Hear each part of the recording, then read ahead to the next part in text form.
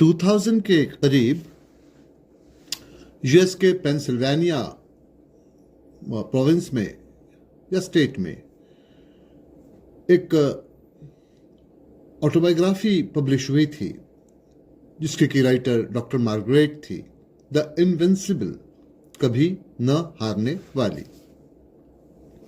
दरअसल उनको एक पब्लिकेशन ने कंसल्ट किया था जब वो कुछ 80 साल के आसपास, 80 इयर्स के आसपास थी, और उनसे कहा कि भाई आपकी लाइफ एक इंस्पिरेशन है, खास करके इसलिए क्योंकि फीमेल लॉयर्स का पेंसिल्वेनिया में थोड़ा शॉर्टेज है, तो आपकी बायोग्राफी पढ़कर बहुत सारी फीमेल्स इस तरह से पेंसिल्वेनिया में भी धीरे धीरे करके लॉ के प्रोफेशन को ज्वाइन कर लेगी, तो इसे आप लिखिए। हालांकि पब्लिकेशन ये भी जानता था कि उन्हें कैंसर है और शायद उनकी मौत हो जाएगी, तो उनकी मौत के पहले इस तरह से एक बुक पब्लिश हो जाए तो वो उनके लिए ठीक होगा। उनसे थोड़े उनके इमोशनल रिलेशंस भी बन गए थे क्योंकि वो काफ़ी अरसे से उनके लिए लिखती चली आ रही थी। इस पर डॉक्टर मार्गरेट ने लिखा तो सही, लेकिन उनकी मौत के पहले उनकी वो बुक पब्लिश नहीं हुई, वो अब पब्लिश हो रही थी। वैसे तो पेंसिल्वेनिया में हर कोई डॉक्टर मार्गरेट को जानता था। कनाडा से आई थी। कनाडा में उनका बैकग्राउंड कुछ यूँ था कि वहाँ वो सोशल वर्कर कम लॉयर, यानी कि नौजवानों को उनके वो केसेस ले उनके लिए वो लड़े और फिर उनको वो वहाँ से निकाल कर ले आए अदालत के चंगुल से। इस तरह से उनकी मदद किया करती थी। लेकिन उसके बाद में फिर उनका दिल वहाँ नहीं लगा, तो वो पेंसिल्वेनिया आ गई। यहाँ आकर उन्होंने इस तरह से लॉ को कंटिन्यू किया, प्रैक्टिस को। यहाँ कुछ ट्रेनिंग वगैरह ली, कुछ एग्जाम्स पास की, जिससे कि उनको यहाँ का भी लाइसेंस मिल गया। और फिर उन्होंने कई सारे मुजरिमों को सज़ा भी दिलवाई। और उनका कहना ही कि था कि जब भी कभी आप कोई केस लेते हो तो आपको ये समझना चाहिए कि वो केस जेन्युइन हो, ये न हो कि मुकदमा झूठा हो। झूठे मुकदमे में आप किसी को बचा लेंगे तो उसका बोझ तो आप पे ऊपर हमेशा रहेगा। तो इस तरह से उन्होंने कभी कोई केस हारा नहीं था, कुछ लोगों को बचाया भी था, तो कुछ लोगों को उन्होंने सज़ा भी दिलवाई थी, और इस तरह से उनका वहाँ पर काफ़ी नाम और काफ़ी इज्जत हो गई थी। लेकिन अब के जब उनकी वो मौत हो गई और ये फिर इस तरह से बुक पब्लिश हुई, द इनविंसिबल, तो ये हाथों हाथ बिकी और ज़्यादातर लोगों का ख्याल इसके आखिरी चैप्टर पे गया। वही चैप्टर आपके सामने यहाँ बताया जा रहा है। ये बात शुरू होती है कनाडा के सस्कैचेवान प्रोविंस से। यहाँ पर फर्स्ट नेशन से काफ़ी सारे लोग होते हैं, रहते हैं, नौजवान भी रहते हैं। और चूंकि फर्स्ट नेशंस के नौजवानों को गाइड करने वाला कोई नहीं होता, तो जब वो इस तरह से यूनिवर्सिटीज़ या शहर के माहौल में आ जाते तो थोड़ा दूसरा रास्ता वो पकड़ लेते हैं। कभी कभी ड्रग्स, शराब, ये सारे चक्कर में पड़ जाते हैं। पैसे की कमी होती है, जॉब पास में नहीं होता, तो फिर धीरे धीरे करके वो क्राइम के रास्ते पे चले जाते हैं। अब आप क्राइम के रास्ते में शुरुआत पे जाओ तो आपको रोका जा सकता है, क्योंकि कनाडा में ऐसा माना जाता है कि क्राइम को रोकने का काम ये लॉ का तो है ही, लेकिन साथ साथ लॉ का काम ये भी है कि जो इस रास्ते पे चल पड़ा हो उसको वहाँ से लौटा कर लाया जाए, उसको एक प्रोडक्टिव सिटीजन बनाया जाए, ऐसा सिटीजन जो कि आपके काफ़ी काम में आ सकता है। तो डॉक्टर मार्गरेट को ये कॉन्सेप्ट बड़ी पसंद आई थी। वैसे भी उन्होंने साइकोलॉजी में कुछ डिग्रीज ली थी, साइकिट्रिस्ट का भी वो काम कर सकती थी, लेकिन उनका इंटरेस्ट सोशल वर्क में ज़्यादा था। और फिर उन्होंने लॉ का कोर्स भी कर रखा था। तो वो इस तरह से कई नौजवानों को जो पुलिस के चंगुल में पड़ जाते, जिनके अगेंस्ट केस लगा होता, वहाँ से उनको बचा कर ले आती। इस चक्कर में ये हुआ था कि केविन नाम के एक पब्लिक प्रोसिक्यूटर, यानी कि सरकारी वकील, जिनका काम नौजवानों को या किसी को भी सजा दिलवाना होता है, उनकी टक्कर इनसे कई बार होती और हर बार केविन को इनसे हारना पड़ता। तो केविन ने इनसे कह रखा था किसी दिन तुमको इस बुरी तरह से फंसाया जाएगा इन नौजवानों को बचाने के चक्कर में कि तुम मुसीबत में आ जाओगी। क्योंकि ठीक है, लॉ में ये प्रोविजन है कि आपको आपके क्लाइंट की कोई बात रिवील नहीं करनी, वो सीक्रेट होता है।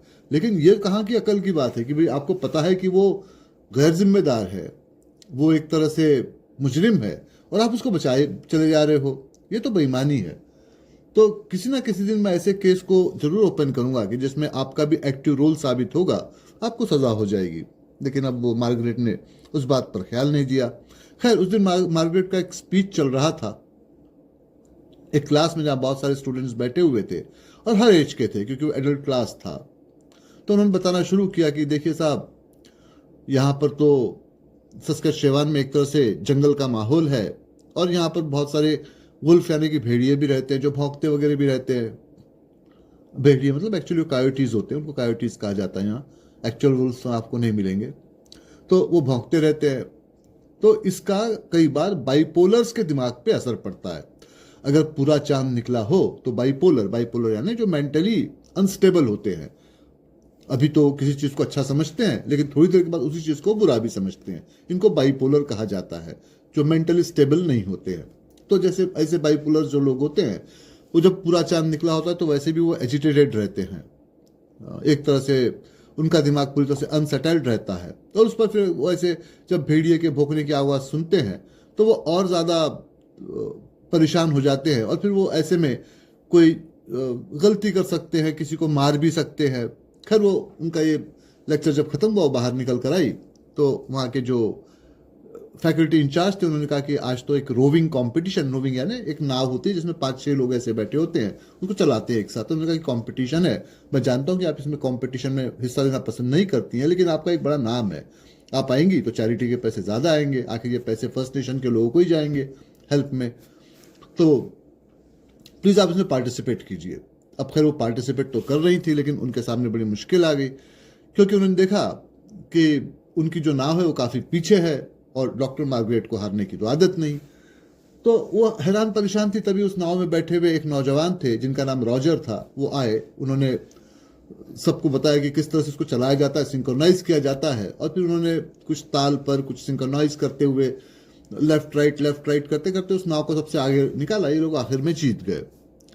खैर डॉक्टर मार्गरेट ने जीतने के बाद में जो पैसे मिले थे तो डोनेट कर दिए, लेकिन रॉजर से कहा कि आपसे मिलकर बड़ी खुशी हुई, आपने इसको काफ़ी अच्छी तरह से किया है। तो रॉजर ने कहा कि देखिए, मैं फर्स्ट नेशन से आता हूँ, वैसे तो मैं फार्मिंग करता हूँ वहाँ पर, और यहाँ पर पार्ट टाइम क्लासेस अटेंड करने भी आ जाया करता हूँ, क्योंकि मैं भी इस तरह से फर्स्ट नेशन के जो यूथ्स है, नौजवान है, उनकी हेल्प करने की कोशिश कर रहा हूँ। आपकी क्लास में भी मैं बैठा हुआ था पर आपका ख्याल नहीं गया, कैसे जाता भाई, 60 के ऊपर स्टूडेंट्स थे तो वहाँ तो और भी बहुत से, मैं तो पीछे बैठा हुआ था। तो उन्होंने कहा कि मैं जैसे कहा मैं फार्मिंग तो करता ही हूँ, लेकिन कभी कभी मैं मछलियाँ पकड़ने वगैरह भी जाता हूँ, हमारे रोविंग कंपटीशन भी होती है, वो एक्सपीरियंस था। ये तो बहुत मामूली सी बात थी कंपटीशन, तो हम लोग किस तरह से जीत गए। रॉजर की उम्र कोई करीब 30 या 32 साल के आसपास थी और मार्गरेट तब तो करीब 55 के आसपास होने को आई थी, 55 के आसपास। लेकिन उनके एक्सपीरियंस ने उनको बताया कि भाई ये नौजवान तो अच्छा है। तो फिर उनके साथ में वो जानने के लिए कि फर्स्ट नेशन कैसा होता है, क्या होता है, वहाँ पर वो गई, उनका फार्म हाउस देखा, घर के बाहरी हिस्से को देखा और फिर आसपास का एरिया भी देखा। और तब उनको समझ में आया कि रॉजर तो किम्बरलैंड फैमिली को बिलोंग करते हैं। किम्बरलैंड फैमिली का बड़ा सा नाम है, क्योंकि इनके पेरेंट्स ने जब वहाँ पर एक बार कुछ फायर वगैरह लग गया था उस गांव में, तो लोगों को बचाने की कोशिश की थी, उसी में उनके पेरेंट्स की जान भी गई थी। उनके पेरेंट के वहाँ स्टैचू भी बने हैं जिसमें कि साल में एक बार कुछ इवेंट वगैरह भी लिया जाता है। तो उन्होंने रॉजर से कहा कि मुझे नहीं पता था कि आप किम्बरलैंड फैमिली को बिलोंग करते हैं, लेकिन आपकी फैमिली का तो बहुत बड़ा नाम है। तो रॉजर ने कहा कि बस उसी नाम का बोझ मेरे ऊपर है, इसलिए किस तरह से मैं जिंदगी को जीने की कोशिश कर रहा हूँ। तो फिर रॉजर ने उनसे पूछ लिया कि अब आपने मुझसे इतने सवाल पूछे तो एक सवाल मैं भी आपसे पूछूं कि आप नाव में बैठी हुई थी तो आप इस तरह से परेशान क्यों लग रही थी? भाई हार जीत तो चलती रहती है। तो उन्होंने कहा कि वो बात नहीं है, मुझे हारने की आदत नहीं है। अब तुमने मुझे इतनी बातें अपने बारे में बताई तो मैं भी बता दूं कि भाई मेरे फादर ने, जिनका नाम विलियम था, मुझे बड़े लाड चाव से पाला, पर जब मैं बड़ी हो गई तब मुझे समझ में आया कि लड़का न होने का उनको बड़ा अफसोस है। और चूंकि इस तरह का उनके दिमाग में है तो उन्होंने मुझे अपने करीब कभी भी नहीं आने दिया, हमेशा हॉस्टल्स में रखा, बाहर रखकर पढ़ाया, पैसा हालांकि हमेशा वो भेजते रहे। तो ऑटोमेटिकली मेरे दिमाग में लड़कों के खिलाफ इस तरह से बात आ गई। फिर जब मैं स्कूल में गई और फिर बाद में कॉलेज में गई, यूनिवर्सिटी में गई, हर जगह मैंने लड़कों का कड़ा मुकाबला किया, हर जगह मैं जीतती चली गई। अब आप हारने वालों से प्यार तो नहीं कर सकते, और कुछ तो वो बात मेरे दिमाग में थी। ऐसे करते करते करते जब मैं सोशल वर्कर बनी तो उम्र के 35 साल तक तो 35 ईयर्स तक तो मैं वैसे ही आ गई थी। अब किसी सबस्टैंडर्ड शख्स से शादी कर लूं जिसको मैं प्यार ही नहीं करती हूँ, ये मुझे ठीक नहीं लगा, तो मैंने शादी नहीं की। मगर कहीं ना कहीं मेरे दिमाग में मर्दों से नफरत से कहीं ज्यादा अपने आप को जिताने की खुशी रही है, और इसलिए जब मैंने सोशल वर्क वगैरह ज्वाइन कर लिया तो मैं चुन चुन कर सच्चे केसेस लेती जिससे मुझे हारना ना पड़े, और वो जीतने की आदत मुझे लगातार पड़ती चली गई। इस चक्कर में कब मेरी उम्र 55 ईयर्स की हो गई, मुझे पता ही नहीं चला, मैं अपने जीत के साथ ही खुश होती रही। अब यह है कि इस उम्र में कहीं शादी ब्याह कर लूँ वो तो वैसे भी ठीक नहीं है, और जैसे कि मैंने कहा कि मेरा पूरा डेडिकेशन इसी काम में लगा हुआ है कि मैं किसी तरह से यंगस्टर्स की मैं मदद करते रहूं।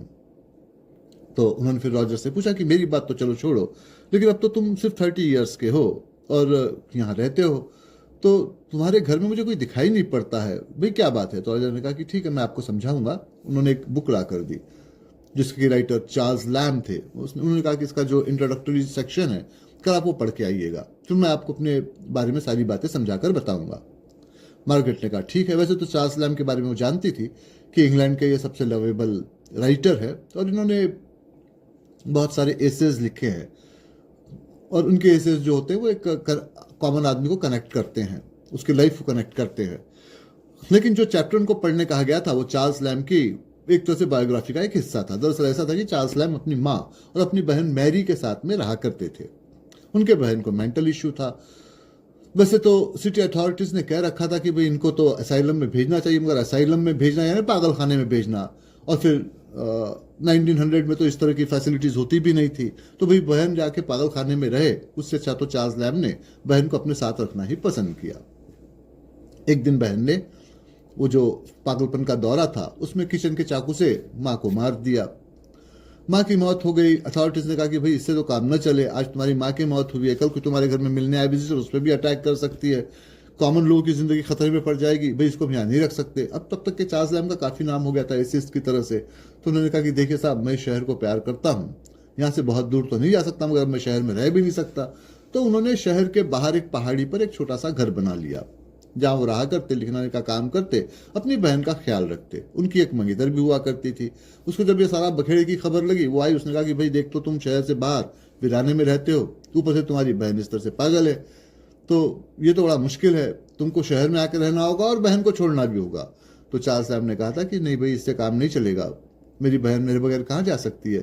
जिंदगी भर वो कुंवारे रहे, बहन का ख्याल रखते रहे। उनकी बहन की मौत उनके पहले हुई, उसके बावजूद भी अपनी जिंदगी को उन्होंने वैसे ही बिताया। आखिर में फिर उनकी मौत हुई। से भाई बहन के डेथ में कोई बहुत लंबा चौड़ा डिफरेंस नहीं था, कुछ 6 महीने का फर्क उसमें पड़ा था। तो इसीलिए चार्ल्स लैम्ब को इंग्लिश लिटरेचर में सबसे लवेबल एसिस्ट माना जाता है। हालांकि उनकी लिखने की स्टाइल वगैरह अच्छी है। लेकिन अब जब डॉक्टर मार्गरेट ने सारा कुछ पढ़ा तो उनके समझ में नहीं आया कि ये किताब उनको क्यों पढ़वाई गई है। तो खैर वो अगले दिन गई, रॉजर से मिली, तो रॉजर ने कहा कि ठीक है, अब मैं आपको किसी से मिलाता हूँ। वो एक कमरे में उनको ले गए। काफ़ी अंदर में वो कमरा था। वहाँ कोई एक नौजवान था जो करीब 25 साल के आसपास रहा होगा, रॉजर की तरह से ही दिखता था। उन्होंने कहा कि मेरा छोटा भाई है, लेकिन चूंकि हमारे माँ बाप नहीं है बचपन से ही, और जब मेरे माँ बाप की डेथ हुई थी ये करीब 2 साल का ही था, तो मैंने इसको अपने बेटे की तरह से ही पाल पोस कर बड़ा किया, उतने मैं इसको चाहता भी हूँ। उन्होंने कहा कि स्टुअर्ट यहाँ आओ। तो लड़का उठकर आया पास में। उन्होंने कहा कि ये डॉक्टर मार्गरेट है, इनसे हाथ मिलाओ। तो स्टुअर्ट ने उनसे हाथ मिलाया। अब लेकिन डॉक्टर मार्गरेट एक तो सोशल वर्कर थी और ऊपर से मेंटल जो केसेस होते थे, मेंटल इश्यूज वाले केसेस जिसमें कि लोगों को प्रॉब्लम्स हो सकती है, वो सबको तो देखा करती थी। तो हाथ मिलाते हुए उसके हाथ का जो ट्रेम्बलिंग था उससे वो भाप गई कि इसको कुछ ना कुछ मेंटल इश्यू तो है। पर उस वक्त उन्होंने कुछ नहीं कहा, वो चुप रही। थोड़ी देर बातचीत कर ली यहाँ वहाँ की, फिर बाहर निकल कर आई। उसने रॉजर से कहा कि अगर इसको मेंटल इश्यू है तो तुम इसको इलाज के लिए क्यों नहीं भेजते? तो उसने कहा इसलिए तो मैंने आपको बुक पढ़ने दी थी, आप क्या चाहते, इसको पागल खाने में भेज दिया जाए और ये फिर वहाँ हमेशा पड़ा रहे? तो उसने कहा कि नहीं नहीं, लोग तो वहाँ ट्रीटमेंट लेके ठीक हो जाते हैं और फिर वो आगे एक नॉर्मल जिंदगी बिताते हैं। तो रॉजर ने कहा कि वो तो ठीक है, लेकिन अगर वो ठीक न हो तो क्या? तो अब इस पर डॉक्टर मार्गरेट चुप रह गई। उनके समझ में नहीं आया कि वो क्या कहें। तो उसने कहा कि बस यही एक वजह है कि मैंने शादी नहीं की, तो अगर मैं शादी करूंगा तो जिस लड़की से भी शादी करूंगा उसको सारी बातें बतानी होगी कि इस तरह का मेरा भाई है। अब आप तो ये भी जानती हैं कि भाई एक फैमिली में इस तरह का केस हो तो फैमिली के बाकी लोगों को फिर भी शक किया जाए। सबसे बड़ी बात ये कि बात ओपन हो जाएगी, उसको ट्रीटमेंट के लिए लिया जाएगा, उसका चेकअप होगा, पता नहीं क्या रिजल्ट निकले क्या ना निकले, तो बड़ी मुश्किल हो जाएगी। अब ये सारी बातें सुनकर डॉक्टर मार्गरेट के दिल में रॉजर की इज्जत बहुत बढ़ गई, क्योंकि उन्होंने दुनिया देखी थी। आखिर 55 ईयर्स की वो होने आई थी, कई तरह के मर्दों से उनका पाला पड़ा था, जो जब वो जवान थी तो लोग उनको इम्प्रेस करने की कोशिश किया करते। अब ये बात तो खैर लड़कियों में खास होती है, अगर वो सिग्नल को न लेना चाहे तो बात और है, पर आमतौर पर तुमको सिग्नल मिल जाता है कि कौन नौजवान किस तरह का है। तो ये जान गई थी कि रॉजर उस तरह के नौजवान तो नहीं है कि उनको इंप्रेस करने की कोशिश करे। वैसे भी उम्र में 20 साल का दोनों के फर्क था, तो वो बात तो खैर रोमांटिक एलिमेंट तो वहाँ वैसे भी नहीं था। लेकिन आमतौर पे कुछ मर्दों की ऐसी आदत होती है कि वो जो भी सामने आ जाए उसको इंप्रेस करने की कोशिश करते हैं। ये उस तरह के नहीं थे, और फिर भाई का ये इशू था और भाई के खातिर अकेली जिंदगी बिताने को तैयार थे, तो उनके दिल में उनकी इज्जत काफ़ी बढ़ गई। उनका जाना आना उनके घर में अक्सर होता रहा, रॉजर के घर। तो एक दिन ऐसे हुआ कि जब वो आई तो रॉजर एक चेयर पे बैठे थे ब्लैंकेट वगैरह लपेट के। तो जब वो उनके पास गई तो उन्होंने कहा कि नहीं, आप मेरे पास मत आइए, मुझे फ्लू है, आपको इन्फेक्शन हो जाएगा। अफसोस की बात यह है कि मैंने जब सवेरे खाना बनाया था तब तो मैं ठीक ठाक ही था, लेकिन बाद में अचानक मुझे बुखार चढ़ने लग गया। तो अभी मैंने और स्टुअर्ट ने तो खा लिया है, लेकिन आपको खिलाने के लिए मेरे पास फ्रीज में कुछ नहीं रखा हुआ है इस वक्त, तो मैं माफ़ी चाहता हूँ आपसे। तो उसने कहा, अरे कैसी बात करते हो, तुम्हारा घर तो मेरे अपने घर की तरह से ही है, वहाँ क्या रखा हुआ है? तो उनका कुछ सब्जियाँ वगैरह तो है।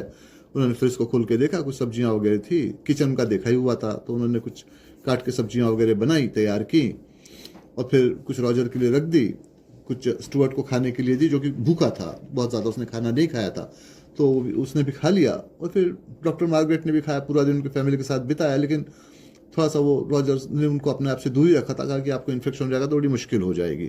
खैर वो दिन किस तरह से निकल गया, फिर वो चली गई। 5-6 दिन के बाद में रॉजर ने उनको कॉल किया, उनको बुलाया कि आप घर पर आइए, आपसे कुछ चीज़ डिस्कस करनी है। अब मार्गरेट तो जाती आती हमेशा ही रहती थी वहाँ पर, तो वहाँ पर वो चली आई। तो रॉजर ने कहा कि देखिए, एक इन्विटेशन आया है शादी का। अब फर्स्ट नेशन में शादियाँ कैसी होती है, आप मुझसे पूछ रही थी, तो ये एक है भाई। हाँ, आमतौर पे तो कनाडा में ऐसा होता है कि शादी ब्याह को काफ़ी लो प्रोफाइल में रखा जाता है, बहुत ज़्यादा उस पर शोर शराबा नहीं मचाया जाता। लेकिन फर्स्ट नेशन में ऐसा नहीं होता, यहाँ तो शादी के फंक्शन 2-3 दिन चलते ही रहते हैं। ये लोग थोड़े से अमीर है, तो इन्होंने सारा कुछ अरेंज किया है। भाई फॉरेस्ट में है एक जगह जहाँ पर इनका अपना कम्युनिटी सेंटर है, जहाँ पर की शादी होती है, और फिर आसपास में जो लोग रहने के लिए, शादी में अटेंड वगैरह करने के लिए आते हैं, उनको अलग अलग तरह के रहने के लिए ब्लॉक्स दिए जाते हैं जहाँ पर वो रह सकते हैं। बस शर्त ये होती है कि जब आप उनका इन्विटेशन एक्सेप्ट करते हैं तो आपको वहाँ पर कितने मेंबर्स आएंगे वो लिखना पड़ता है। जाहिर सी बात है, उनको आपके लिए एडजस्टमेंट भी करना है, नहीं करेंगे तो कैसे काम चलेगा। तो वो जो एडजस्टमेंट करना होता है उसके लिए वहाँ भेजने पड़ते। मैंने 4 नाम वहाँ भेज दिए हैं। 2 हम भाई, एक हमारे अंकल आने वाले, इनका नाम पोलार्ड है, वो शादी में आकर अटेंड करेंगे, और एक आप हैं। हालांकि फैमिली मेंबर आप नहीं है, पर मैंने लिख दिया है कि आप हमारी फैमिली ही हैं, हमारी दोस्त की तरह से हैं। तो उन्होंने रॉजर से कहा कि ठीक है, बड़ी मेहरबानी तुम्हारी, लेकिन ये है कब? तो रॉजर ने डेट्स बताई, तो उन्होंने चेक की अपनी डायरी को, उन्होंने कहा कि हाँ ठीक है, मैं तब तो फ्री हूँ, ठीक है फिर मैं ज्वाइन कर लेती हूँ। तो रॉजर ने कहा कि 2 दिन का वक्त खाली रखिए, क्योंकि वो 2 दिन का वक्त होता है, वो बुरा मानते कि आप एक दिन अटेंड करें, क्योंकि पहले दिन तो शादी ब्याह वगैरह होता है, सारी उनकी लंबी चौड़ी ट्रेडिशंस चलती हैं। थोड़ा सा बोरिंग आपको लग सकता है, क्योंकि हॉल में सारे लोग बैठते हैं, खामोशी से सब बातों को सुनते रहते हैं, कोई किसी को डिस्टर्ब नहीं करता, क्योंकि वो जो स्टेज पर आते हैं वो तरह तरह की बातें, लड़का लड़की जिनकी शादी होने वाली है उनके बारे में बताते हैं, कुछ लोग टिप्स भी देते हैं। इस तरह से ये जो फर्स्ट नेशंस होते हैं वो अपने नौजवानों को ट्रेंड करते हैं एक मैरिड लाइफ को जीने के लिए, उनका अपना तरीका है। तो वो तो अटेंड करना ही होता है। फिर नेक्स्ट डे वो खाने का फंक्शन वगैरह होता है, तो वो भी अटेंड करना होता है, क्योंकि आपने एक दिन अटेंड किया, दूसरे दिन आप न रहे, तो वो अपनी बेइज्जती उसको समझते हैं। तो इसलिए आप इस बात का ख्याल रखिएगा। तो उसने कहा कि ठीक है। खैर वो वहाँ पर पहुँची इनके साथ ही मैरिज वेन्यू पर शादी के दिन। तो हॉल तो पूरा भरा हुआ था, सबको अपने में चेयर्स वगैरह दी गई थी, कहीं 2, कहीं 3, कहीं 4 ऐसे मेंबर्स अलग अलग टेबल्स के ऊपर में बैठे हुए थे। ये दोनों भाई बैठे थे, इनके साथ जाके वो भी बैठ गई। अब लोग ऐसे खामोशी से बैठे थे, लेकिन धीमी आवाज़ में आपस में टेबल के ऊपर बातचीत कर रहे थे। ऐसे में एक शख्स वहाँ चलते हुए आए, आकर इनको उन्होंने ज्वाइन किया। तो रॉजर ने इंट्रोड्यूस करवाया कि डॉक्टर मार्गरेट है और ये अंकल पोलार्ड हैं, और उन्होंने बताया कि भैया हमारे पेरेंट्स नहीं थे तो इन्होंने हमारा पूरी तरह से ख्याल रखा। और अंकल पोलार्ड ने मार्गरेट को गौर से देखा। उन्होंने पूछा कि तुम्हारा बैकग्राउंड क्या है? तो उन्होंने बता दिया कि उनके फादर डॉक्टर विलियम हुआ करते थे और किस तरह से उनकी फैमिली का बैकग्राउंड होता था। तो ये सुनकर अंकल चुप रह गए, उन्होंने कुछ नहीं कहा। तो मार्गरेट ने पूछा कि ऐसी क्या बात है कि आप अचानक ही खामोश हो गए हैं? तो अंकल ने कहा कि देखो, मैं तुम्हारे सामने ये बात करना तो नहीं चाहता, लेकिन अब तुम रॉजर से हमेशा मिलती रहती हो, कभी ना कभी ये बात तो खुल ही जाएगी। भाई हम लोग किम्बरलैंड फैमिली को बिलोंग करते हैं और तुम्हारे फादर विलियम फैमिली को बिलोंग करते थे। विलियम फैमिली और किम्बरलैंड फैमिली एक दूसरे के बड़े क्लोज थे, एक दूसरे की सारी बातों को करीब करीब ये जानते थे। तो इसलिए मैं तुम्हारे फादर के बारे में भी जानता हूँ, और जिस तरह से तुम रॉजर से मिलती हो तो यहाँ पे फर्स्ट नेशन में भी ये बात कभी ना कभी तो ओपन हो जाएगी, क्योंकि डॉक्टर विलियम ने अपना बहुत सारा वक्त यहीं फर्स्ट नेशन के लोगों के साथ में बिताया था। तुम्हें तब शॉक लगे, उसके पहले मैं तुम्हें अभी बता दूं, वो ठीक है। तो उस पर डॉक्टर मार्गरेट ने कहा कि आप इतना लंबा चौड़ा इंट्रोडक्शन क्यों बता रहे हैं, बात बताइए क्या है। तो उन्होंने कहा कि देखो भाई, तुम्हारी माँ और तुम्हारे फादर की शादी कोई बहुत खुशनुमा शादी नहीं थी। तुम्हारी माँ तुम्हारे फादर के साथ में कुछ बहुत खुश नहीं थी। वो अलग तरह की जिंदगी बिताना चाहती थी, इस तरह से वो फर्स्ट नेशंस के बीच में आके रहे, ये सब करें, उनको पसंद नहीं था। तो ज़्यादातर उनका वक्त तो अब किसी और प्रोविंस में, किसी और बड़े से शहर में बीतता था। अब वाकई में असलियत क्या थी मैं नहीं जानता, लेकिन डॉक्टर विलियम को हमेशा ये शक रहा कि तुम उनकी असली बेटी नहीं हो। तुम्हारी माँ ने किसी और से शादी शहर में कर रखी है और तुम उन्हीं की बेटी हो। लेकिन अब वो इस बात को कुछ करना नहीं चाहते थे, उन्हीं की इज्जत खराब होती। तो फिर जब तुम्हारी माँ यहाँ से छोड़कर चली गई तो डॉक्टर विलियम ने तुम्हारी कस्टडी ले ली, लेकिन चूंकि वो ये समझते थे कि तुम उनकी बेटी नहीं हो, तो उन्होंने जानबूझकर तुमको अपने से हमेशा दूर रखा और अलग अलग जगह पर रखकर पढ़ाया लिखाया, और यहाँ की बारे में तुमको कोई पता नहीं करने दिया, क्योंकि वो नहीं चाहते थे कि यहाँ के लोग तुमसे पूछताछ करें और सारा मामला बिगड़ जाए। अब ये तो बड़ा एक एक्यूजेशन था, इसके पहले डॉक्टर मार्गरेट के साथ ऐसा नहीं हुआ था। एक तो पहली बात ये कि उसको हारने की आदत नहीं, दूसरी बात ये कि अचानक उनके ऊपर में ये इल्ज़ाम लगा दिया गया और लगाने वाला एक मेल था, मर्द था, तो वो भड़क गई। अब वहाँ पे बात बढ़ गई। अब चूंकि शादी का वेन्यू था, वहाँ सब लोग खामोश बैठे थे और ये जोर जोर से बातें करके लड़ रहे हैं, सबने इस बात को नोट किया। आखिर में डॉक्टर मार्गरेट वहाँ से गुस्से में उठी और वो बाहर जाने लगी। तो रॉजर उनके पीछे लपक कर आया, उन्होंने कहा कि अभी आप मत जाइए, यहाँ आसपास में कोई अरेंजमेंट नहीं, आप वापस नहीं जा पाएंगी, आपको ठहरना होगा।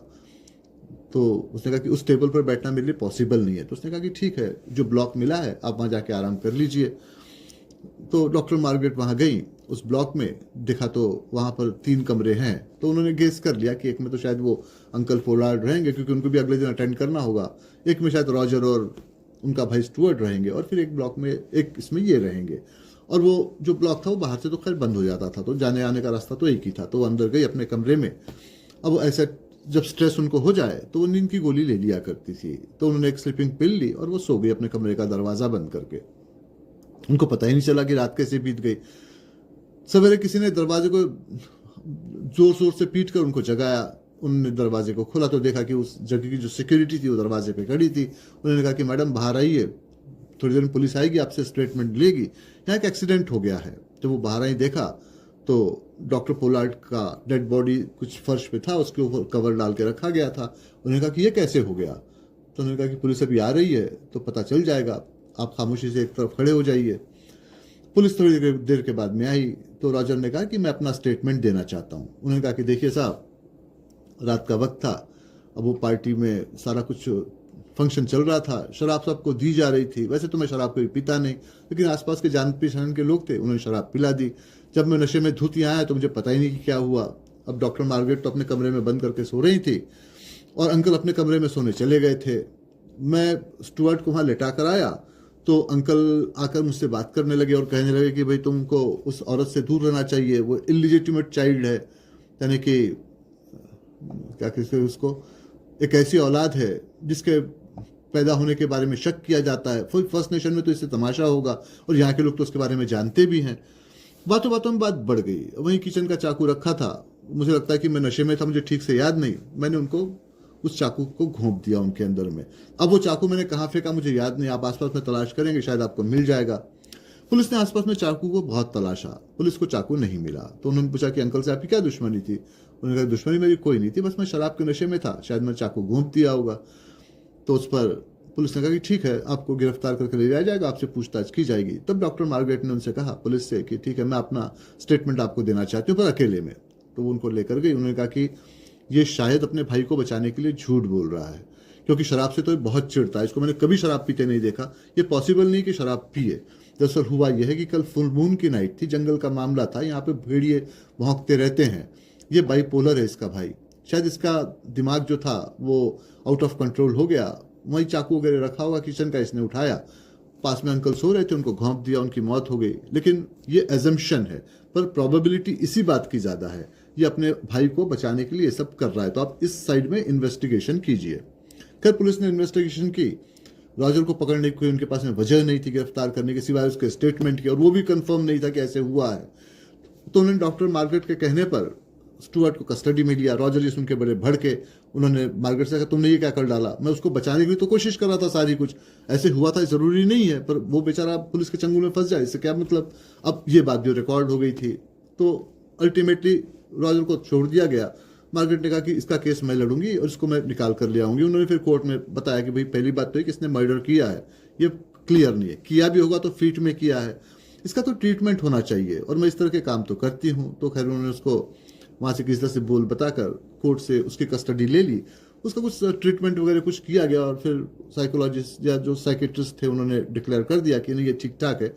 अगर इसने मारा होगा, जो कि श्योर नहीं है, जब तक प्रूव नहीं होता, इसको आप जेल में नहीं रख सकते, और इसकी हालत ऐसी नहीं कि इसको ऐसे रखा जाए।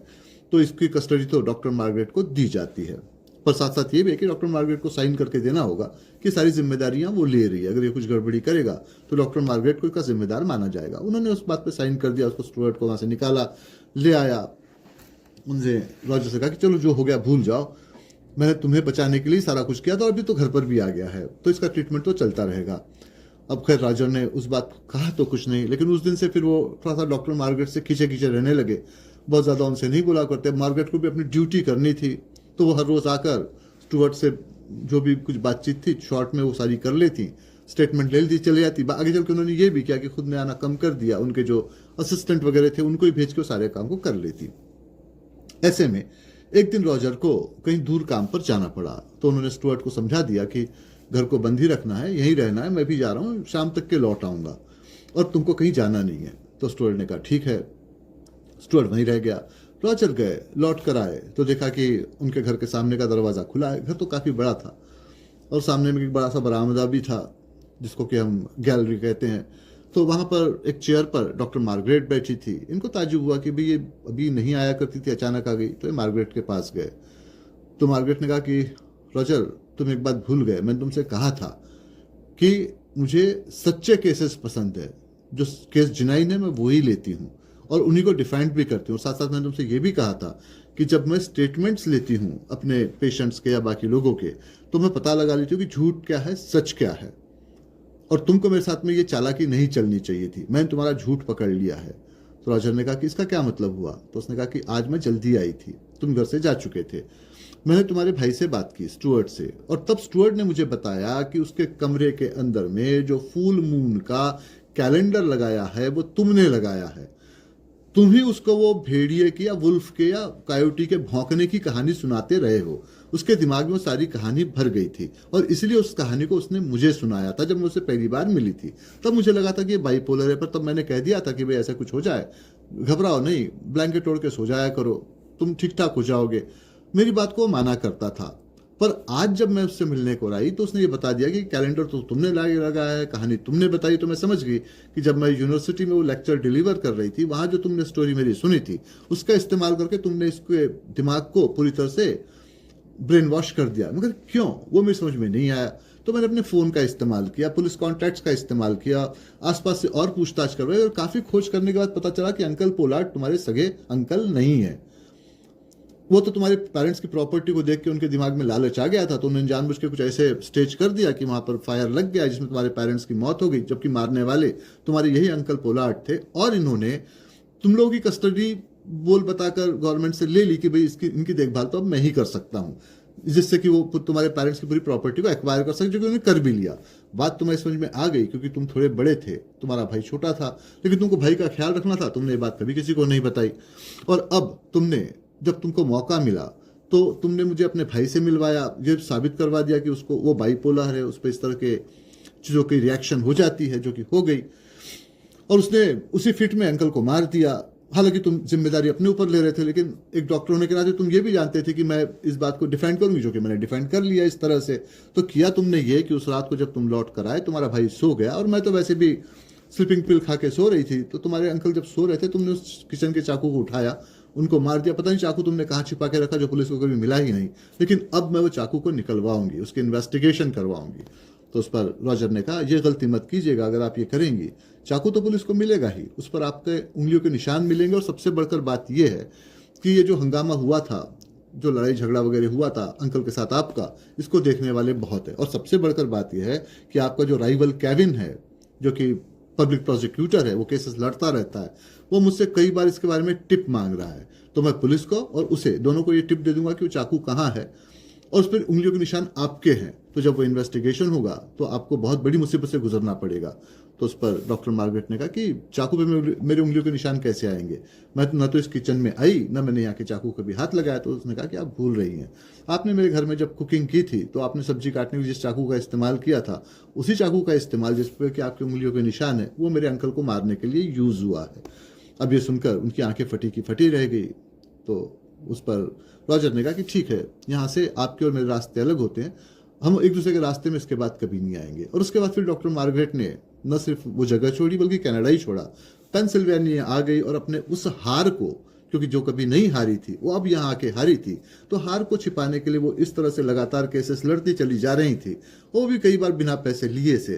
लेकिन आखिर में उन्होंने अपने ऑटोबायोग्राफी में अपने इस हार को इस तरह से माना था। तो ये था सारा किस्सा। आपके जो भी सवाल हैं रखे, उनके जवाब मैं आपको देता हूँ।